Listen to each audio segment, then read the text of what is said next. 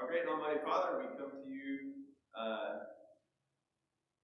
tonight to study your word, together to listen to the words that you've given us, to help us know you better, to help us know how to serve you better. We ask that you'll be with us, that you'll guide us in our class. Please guide me teaching and the teachers downstairs and all of us together, that we learn the truth of your word and grow in service to you. In Christ's name we pray. Amen. Amen. All right, so go through. Here's the list that I mentioned, that we're starting making a list of parallels of David and Jesus. So I've added a few here. We talked about the first four last Wednesday. Kind of going down the list here, just, noticing things that we've already noticed about David compared to Jesus. That David was not the physically impressive one, as similar to, of course, Jesus was told that there wasn't anything particularly impressive about him physically. Being a man of God's own heart, being persecuted by the unrighteous, serving God from a young age, which of course we saw with Jesus, and also from a young age gaining favor from God and men. We saw very similar wording to Jesus. Surrounded by dogs. That was the one Tom mentioned last Wednesday, from Psalm 59 in David's case, from Psalm 22 in Jesus' case, and being rejected by his brothers. But then later on, they will come together, which we'll see today. Okay? So again, feel free to add to this list. Let me know things that you see, and we'll add to this list as we go along. All right. Okay, so we're coming to chapter 22 here, which is one of the, I'm hearing that, one of the worst chapters, just absolutely tragic chapters, hard to read actually. So at the end of chapter 21, where we left off on Sunday, where is David?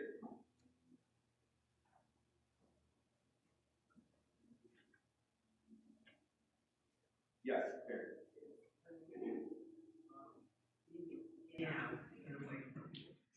Yeah, so this map here is kind of the travels of David after he runs away after he's married to Michal. Saul tries to kill him in his house, and he runs away. At the top there, you see in Ramah, where he goes to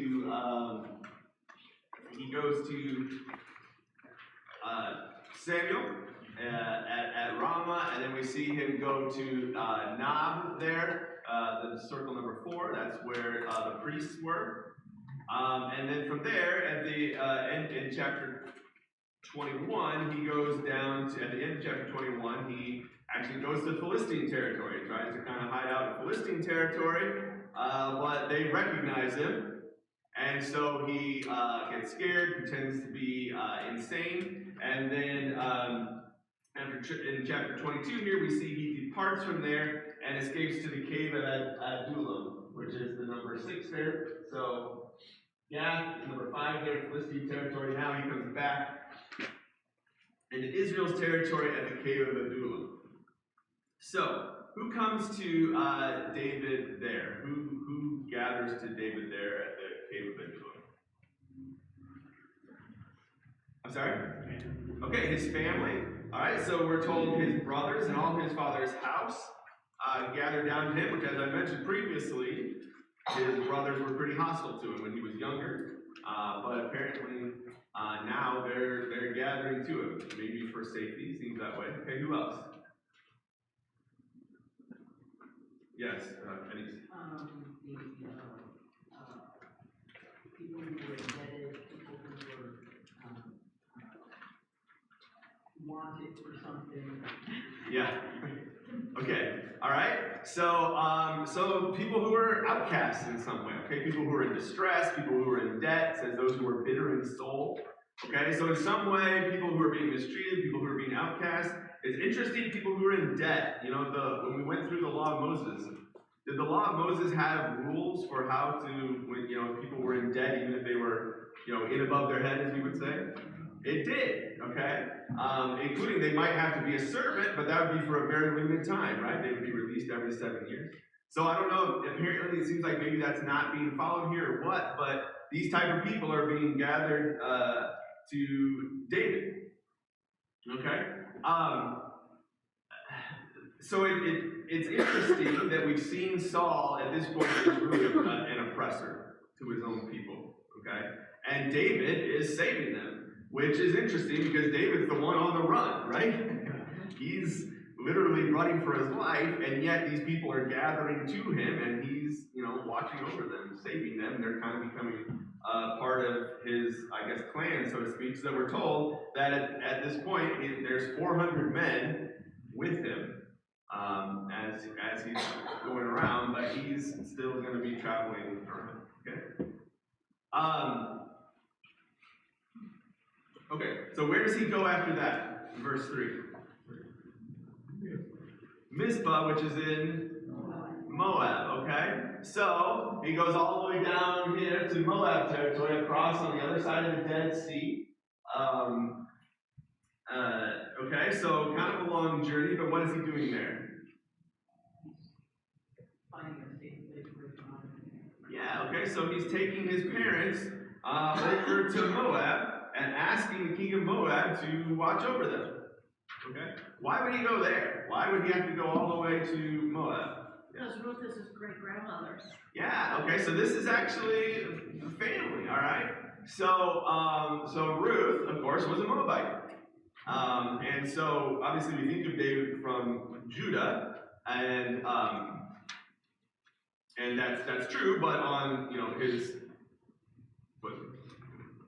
great-grandmother's was Moabite, okay? So this is family in a sense, so he's taking advantage of that, and he's able to get them to safety, but that's interesting that his family is safer in a pagan land, right? So he is running to Philistines because he feels safer there. He's taking his parents to the Moabites to keep them safer than they are in Israel, which tells you something about the status of things, right, under Saul.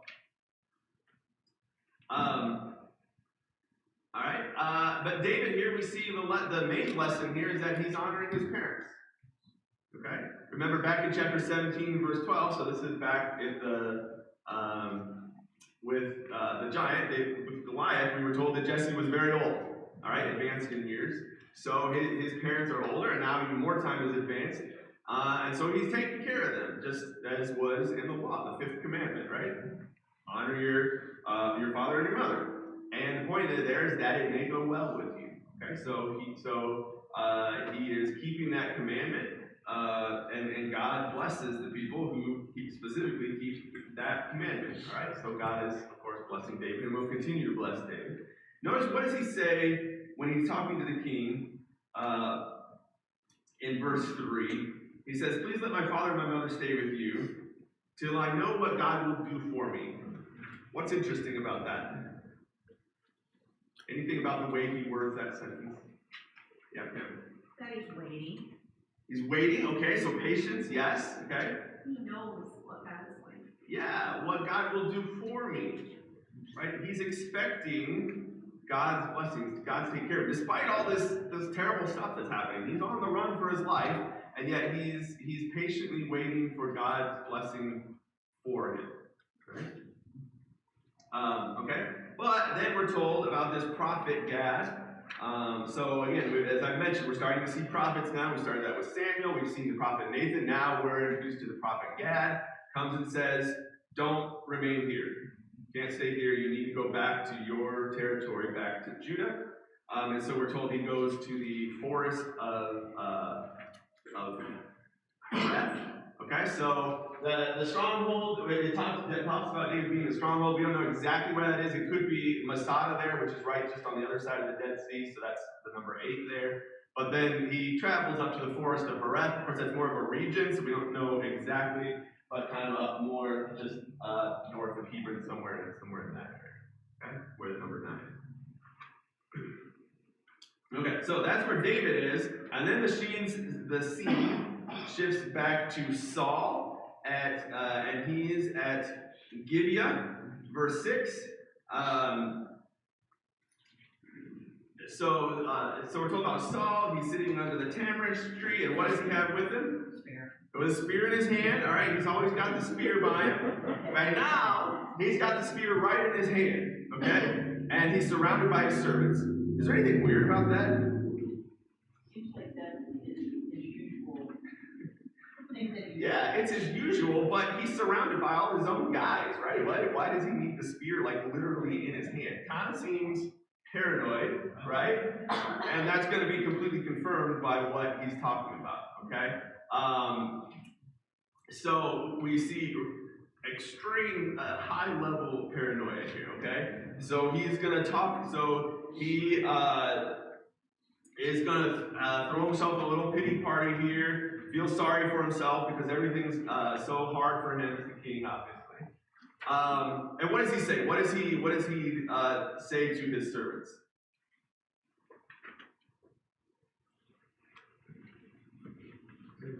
Maybe going to do for you all the things that I've done. Yeah, yeah. So he basically kind of accuses them of being on David's side. Okay, is David going to do all the stuff for you that I'm going to do with you? Which, by the way, he talks about making them commanders of thousands and hundreds of thousands, which is what God said a king would do, right? Back in Deuteronomy 17. So that he accuses them specifically of conspiring, that they've got a conspiracy against him, okay?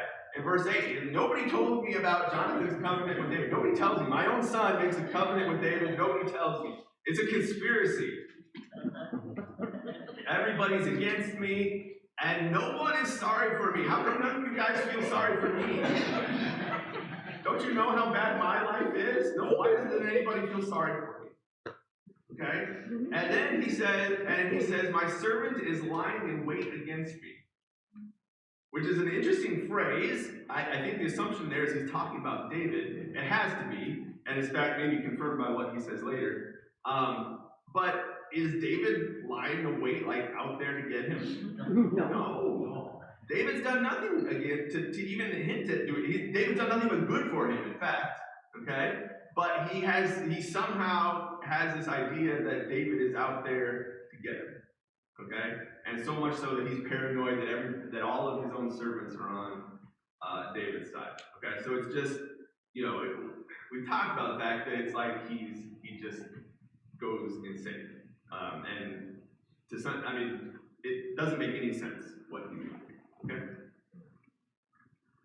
All right, so he's upset that none of them have told him about David, that none of them have told them where David is. Okay, so who enters the scene? Dog. Yes, okay. Doeg, okay. And just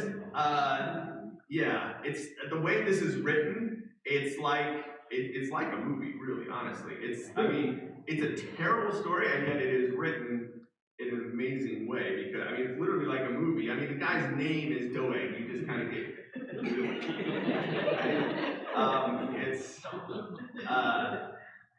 he literally reminds me of the guy in Lord of the Rings, the Steward of Gondor. If you know that well, like he's got this slimy guy. Okay, but where have we seen Doeg before? What do we know about him already? Yes. Well, when David went to Hammond to get food, he noticed Doeg was there. Yeah. So in his mind, he's probably thinking, "Uh-oh, this guy is kind of a weasel. He's probably gonna write it down." Yeah. Okay. Yeah. So back when David was with the priests at Nob, we were just kind of told Doeg was there, and David took note of that, and we were told that he was, and again reminded here that he is what? What nationality? Edomite. He's an Edomite, okay? He's an Edomite, and he's Saul's chief herdsman, okay? All right. So, what does he do?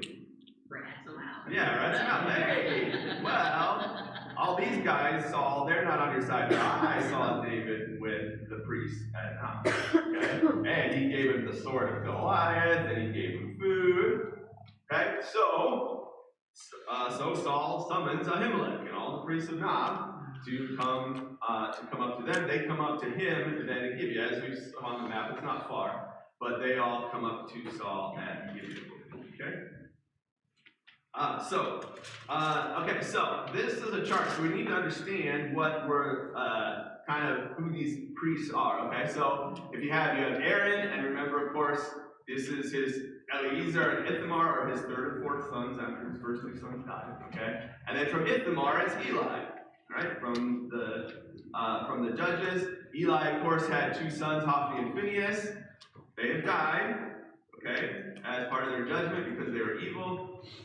And then this is putting a few things together from a few different places. Again, chapter 14, verse 3, and then here in chapter 22. Ahitub, the son of Phinehas, had a son, Ahimelech. Okay, so that's who we're talking about. All right, so this is of course, of the descendants of Aaron, as you'd expect, but specifically from the descendants of Eli. Okay. All right. So, what does Saul accuse Ahimelech of then? Conspiracy. Yeah, conspiracy. All right, why have you conspired against me? And because you took care of Jesse, the son of Jesse, that you've taken care of David, you gave him food, you gave him provisions. Okay, so again, and this is where he says, so that he has risen against me to lie in wait. Again, this idea that he has of David lying in wait against him when David's literally running away from him. Okay? So his fear that we've talked about is turning into paranoia. What does Ahimelech say about that? What's his defense? He tells him what David did for him. Okay, yeah, all the things that David did for him. Yeah, Aaron. Well, he was saying that David never lost every Okay. Yeah, it's really something very similar to what Jonathan said before, okay, when Jonathan talked to him, that David's your faithful servant, right? And, David's like your right-hand man. Who among all your servants is so faithful as David, right? He's the captain of your bodyguard, he's honored in your house, and he came to me for help, okay? So in other words, he basically says, look, I thought that helping David was helping Saul, and I've helped him lots of time before. There's nothing new here. And so he's saying, look, don't accuse me of disloyalty. I was just helping him and helping the right-hand man. Yeah. So going back to the discussion between Saul and Jonathan, and even here Saul and Ahimelech, and then a few verses on, regardless if Saul is the king, he's not really revered, respected, or treated as kings in the future we know will be, because he just doesn't fit the role. And it's seen in their speech, what person, even a priest or his own son, would dare speak up to him with truth, if he was a true king that would put him to death and something. Yeah. He just does not get that. Yeah, that's exactly right. He's not spoken with respect. People are afraid of him, if anything. Okay, so basically Ahimelech's like, I didn't know anything about any of this, right? So I wasn't trying to do anything to you. What is Saul's answer to that? He kill him. Okay? So he doesn't listen at all. He did listen when Jonathan, a few chapters back, but at this point, he's beyond that, and he's going to kill him. Okay? So, he tells his servants to do it, and to execute Ahimelech, and what do? They won't do it. They won't do it. Okay? They refuse to carry out an order. They refuse to slaughter God's priests. Okay? Even his own servants won't do something that evil. So who does he turn to? No. Yeah. I find it interesting when he says, turn and kill the priests of the Lord. You don't say kill the priests. Yeah. Kill the priests of the Lord. Exactly. So it was almost like he was saying, I don't have any respect for the Lord. Yeah. And that's exactly all the things that we've seen with Saul kind of come crashing home now, right? He's been God's enemy for a while now in the way he's treating David, and now he just to the point that he doesn't even care about slaughtering God's priests, and he knows who they are, okay? And he has to get an uncircumcised to carry out something that evil, right? Because his own servants won't do it. So Saul Doeg then, at Saul's command, kills all the priests. So we're told specifically that there's 85 of them, not just Ahimelech, okay? But there's 85 priests of God. But he doesn't stop there. He goes on to Nob and destroys the entire city. The men, the women, the children, he specifically says the babies, the animals, everything destroyed. That's what Saul was supposed to do. Yes. Yes, exactly. Okay, so what he's doing here is he is devoting to destruction now. Okay? Yeah. It also lets you know that when God says something's going to happen, it happens because this is what he told Eli. Yes. Okay. So so there's more to this story. We'll get to that in a second. Okay. But just thinking about what Saul is doing here. Okay. He's devoting to destruction, as Gene said, what he wouldn't do to the Amalekites. Right? When God told him to devote them to destruction, he wouldn't. He saved the king. He saved the animals. But now this is an Israelite city. Who have they done anything wrong at all? Even if he thought the priests had done something wrong, which I don't think they did, but even if he thought, even if he was right about the priests, the city, all the people at home in the city, they didn't deserve anything. They hadn't done anything to him, even if the priests had, right? So he just keeps creating these new low points. We keep saying it's a new low point for Saul. He just keeps creating. Yeah. I say back to when he wouldn't devote to destruction of the Amalekites because he didn't revere God or respect God for what he asked. But right now he's treating himself as God because it's personal what's been taking place against poor Saul. So because he's taken it personal and he feels that he's God, now he'll go to the destruction. Yeah. Exactly right. And that's all the things that we've been talking about, that his concern has been for himself.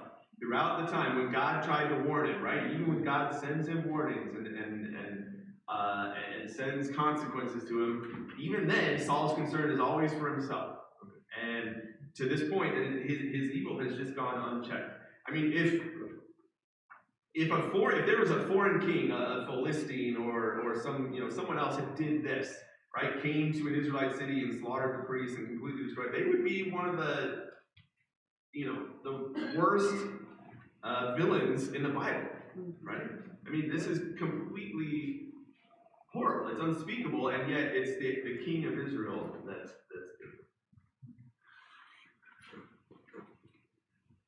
okay, so he goes to kill the entire family of Ahimelech. One person escapes, and who is that? Yeah, okay, Abiathar. So he has one son, Abiathar escapes, and he tells David. And what is David's response? Yeah, okay. First of all, he remembered seeing Doeg there and said, I knew that wasn't good. Okay, what else?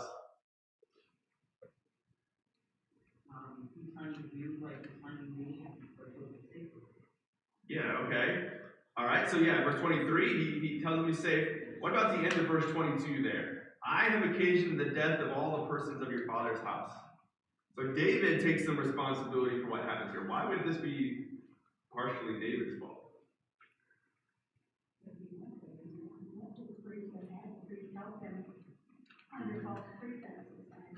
Yes, okay. So remember, he went back.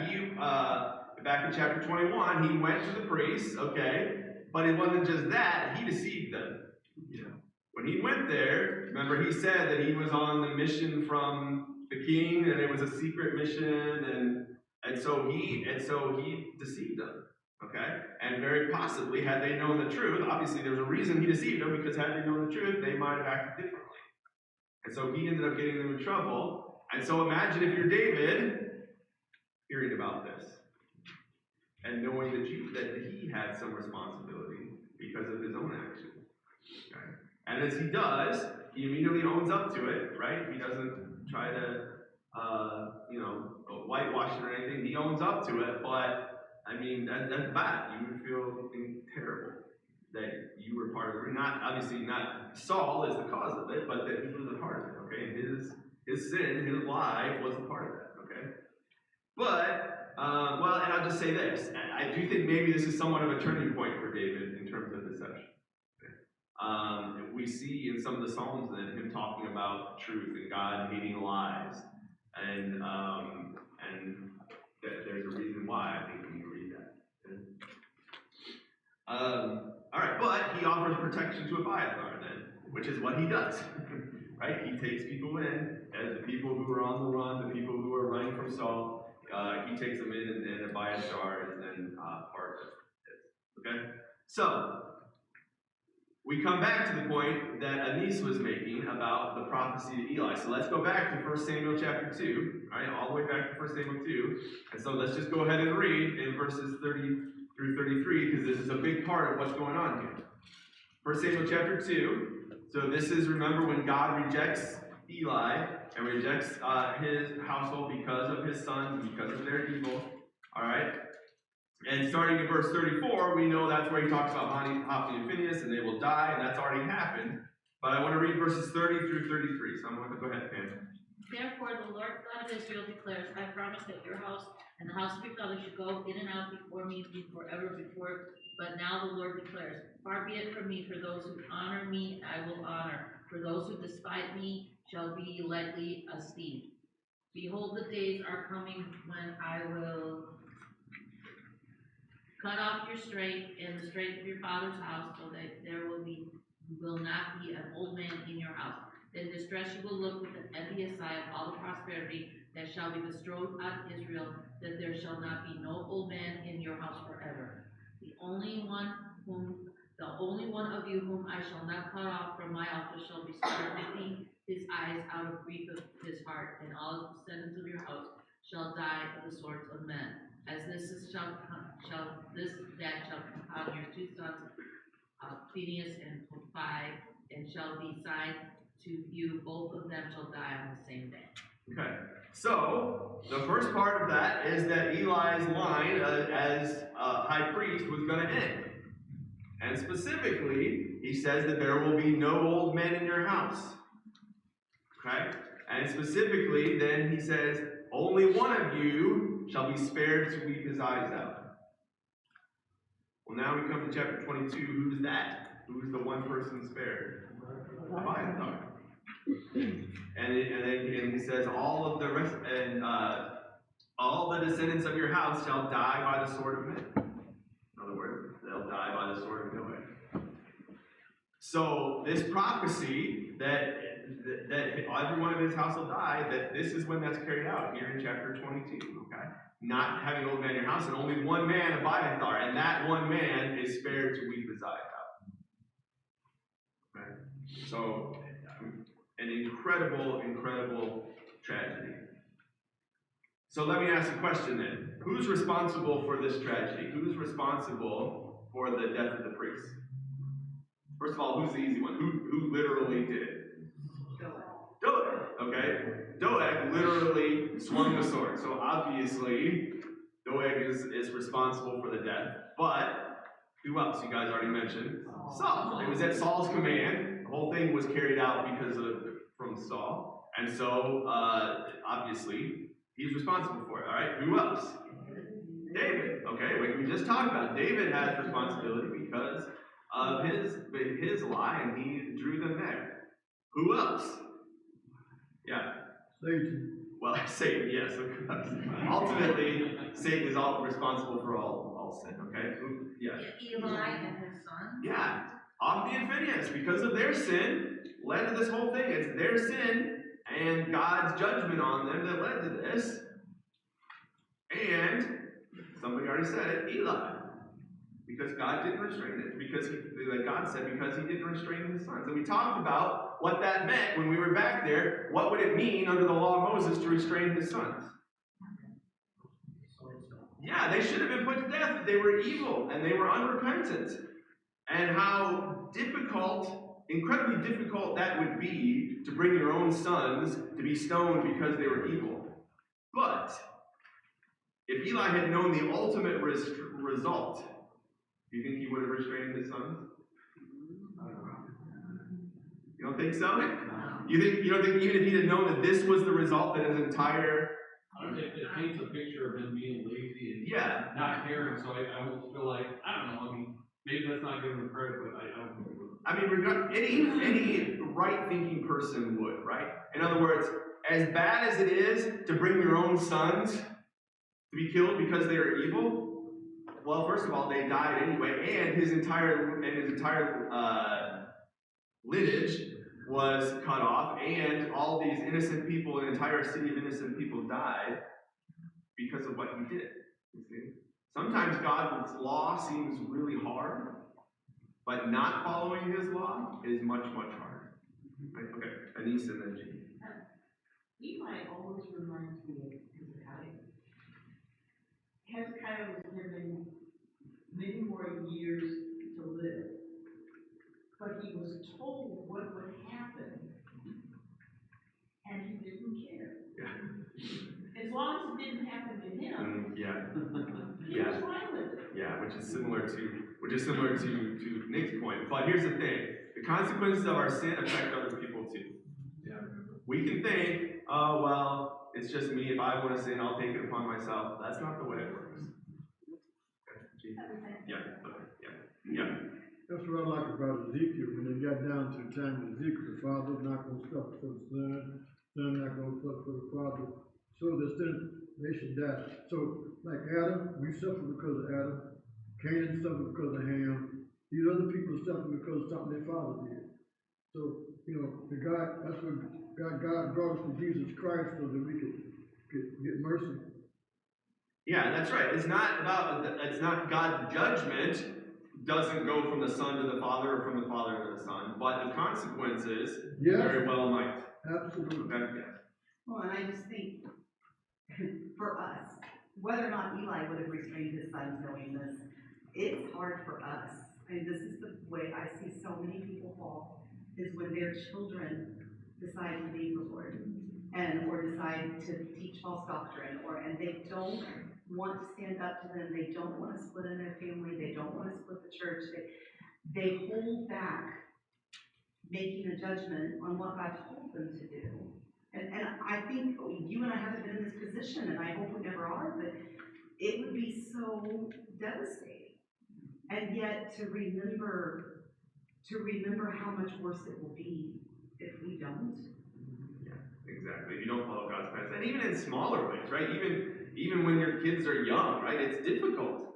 Even relatively small discipline is difficult, and it's hard, and it's very easy to just say, oh, well, they didn't really mean it, and give a little, because in reality, we don't want to give the discipline that we should. But God's way is always better, right? Even if it's the hard way. Okay? All right, let's move on. We got a whole other chapter to go here, and we got 2 Psalms to cover. All right, so Psalm 52. Psalm 52 is written by David. It's specifically said at the time of Doeg's words to Saul. All right, we'll go through this quickly. But what did you guys see? If you were able to look at, again, I know I sent out the assignment later, but what did you guys see in Psalm 52 related to David's events here with Doeg and the priest?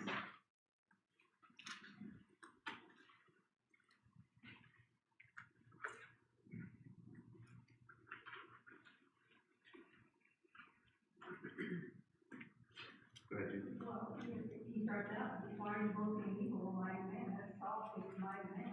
Yeah. And he was, even boasting, doing evil. Yeah, and even Doeg, you can see Doeg, he's proud of himself, right, for kind of, helping Saul out here. And yeah, so boasting of evil. So verses 1 through 4 is really, this psalm is kind of in 3 sections. Verses 1 through 4 is the evil man and why we boast and the plotting destruction, loving evil more than good. All right, and then verses 5 through 7 is God's justice against that evil man, okay? But, verse 5, God will break you down forever.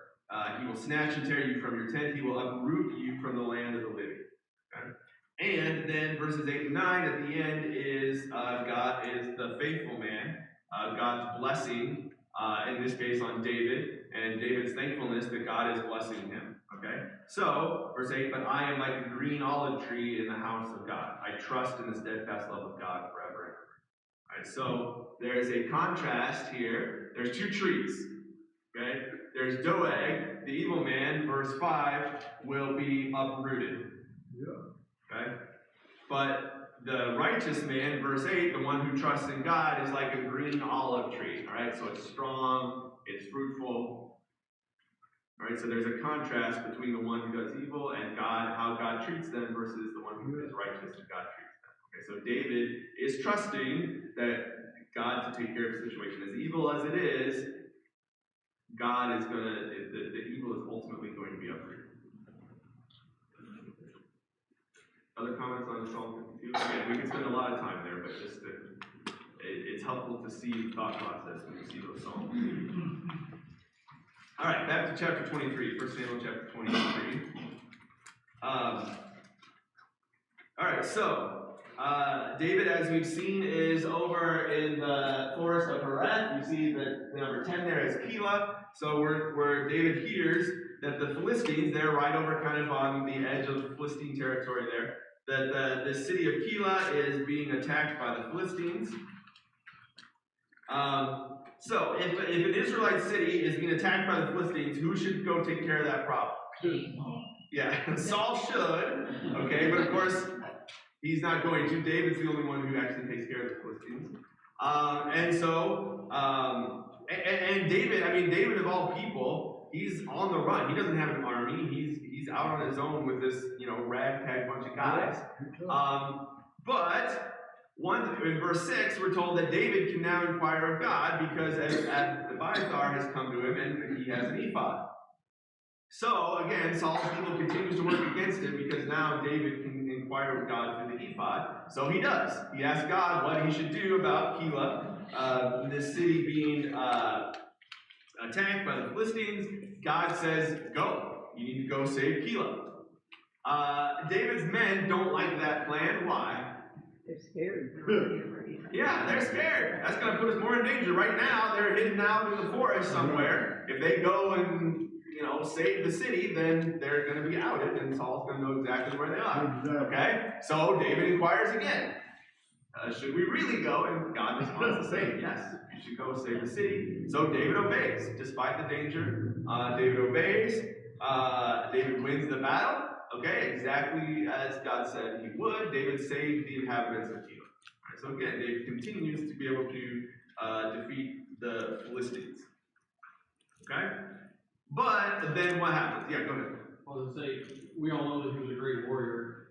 All the battles and all the things that he's done, it shows it. But as a king, and people have to listen to whatever, the fact that he has a heart that's akin to God's heart is shown in his compassion for his men that are scared. And he does go to God on their behalf for a second time. And I like seeing that about it. Instead of him telling them to man up, let's go, God said it's ours, he had compassion on them and he went before God again. And it resulted the same way. But yeah, I mean, it's one of my favorite things about David that he's running around, running away for his life, and all these men are like gathering to him, the guy who's on the run from the king, right? And he's saving them, and now here he is saving an Israelite city, right? It's amazing, okay? But exactly what they were afraid of happens, right? Saul finds out David's location. Somebody comes and tells him that David was at Keilah. I'm gonna go through this kind of quickly, but I told Andrew to be fine. okay, good, thank you. Okay, but notice Saul's delusion then when he finds out, right? He says, God has given him into my hands. Really? Saul still somehow thinks God is on his side, that God is giving David into his hand. But, because he shut himself into a town, he's not just hiding out in the woods, okay? So Saul summons all the people to go to war, to go down to Keilah. So he's going to besiege the city, his own Israelite city. He's going to lay siege to the city because David's there. Okay, but again, David has the ephod, so he has access to God's will. So he asks God, is Saul going to come down? And if he does, are these men in Keilah, are they going to give me over to Saul? And the answer is yes, both. Yes, Saul is coming, and yes, these men that you just saved are going to give you over to Saul. Okay? So, David knows to flee, and so David leaves before Saul gets there, and Saul ends the chase. And notice what it specifically says, God did not give him into his hand. Maybe obvious, but obviously contrasting Saul, who thought God was giving him into his hand. Last time there was 400 men, now there's 600. Yes, thank you. Yes, he's grown, right? Again, people are coming to him despite all that's happening to him. It's grown to 600. Thank you. Okay? Okay, so we just think about David. I mean, David is putting himself and his men at his risk to follow God's word. There's no benefit to himself, that's obvious. He's just going to save a town. And God doesn't prevent what David was afraid of. It actually happens. And the people that he saved return evil from good. This is what's happening to him. But David continues his trust and obedience. Even though, from a worldly perspective, it doesn't make sense, he doesn't lose his trust in God. Right. And of course, God ultimately does save David as he does. Okay, and God, he's getting better off, right? He mentioned 600 men. It also mentions he's got livestock now. Okay. All right. So James 1 verses 2 through 4. Count it all joy, my brothers, when you meet trials of various kinds, for you know that the testing of your faith produces steadfastness. Right. Let steadfastness or patience have its full effect, that you may be perfect and complete, lacking in nothing. See, there's a cycle when you trust God and you go through hard times. This is why, when you trust God, hard times are a good thing because they build your patience. They build your faith.